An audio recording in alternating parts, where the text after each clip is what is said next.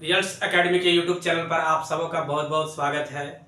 आज हम एक ऐसे वैकेंसी के बारे में चर्चा करूंगा जो वैकेंसी बहुत लोगों को नहीं पता रहता है और जनरली यह देखा जाता है कि इन सब वैकेंसी में जो हम भर देते हैं उसका कटअप बहुत ही कम जाता है।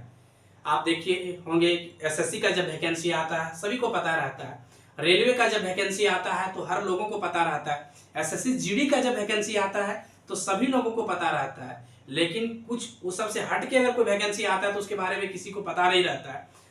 देखिए कुछ ही दिन पहले सीबीएसई से वैकेंसी आया जूनियर असिस्टेंट का, ठीक है। तो उस वैकेंसी को कौन लोग भर सकता है फॉर्म, ये हम लोग देखेंगे।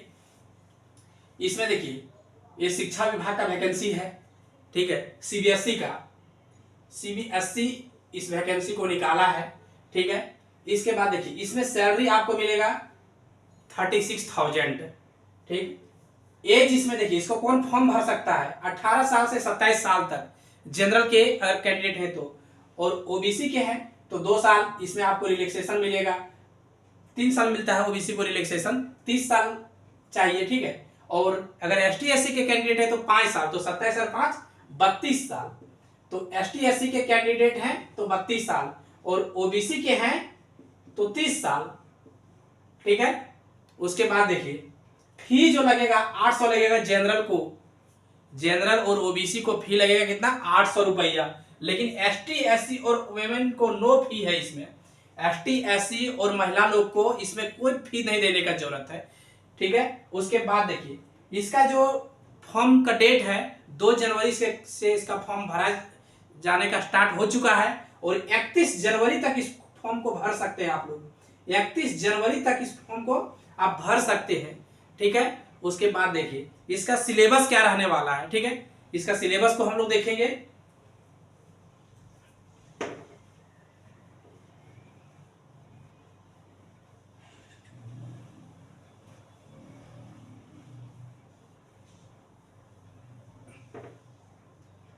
जीके के 30 प्रश्न रहेंगे, टोटल 100 क्वेश्चन इस एग्जाम में पूछेंगे। जीके से 30 प्रश्न रहेंगे, रीजनिंग से 25 प्रश्न रहेंगे, हिंदी और इंग्लिश से 25 प्रश्न रहेंगे और कंप्यूटर से आपको पूरा बेसिक पूछा जाएगा। कंप्यूटर में इसमें पूरा बेसिक इसमें 10 क्वेश्चन रहेंगे और एजुकेशन से रिलेटेड इसमें आपको कुछ पढ़ना नहीं है, आप ऑटोमेटिक उस क्वेश्चन को आप बना ही सकते हैं, ठीक है। तो उसमें आपको 10 क्वेश्चन पूछा जाएगा शिक्षा से, ठीक है। तो टोटल 30 और 25 55 और 25 80 10 90 10 100, ठीक है। तो देखिए इस वैकेंसी को कौन भर सकता है, जो 12th पास है, साइंस आर्ट्स कॉमर्स। क्वालिफिकेशन क्या चाहिए इसमें,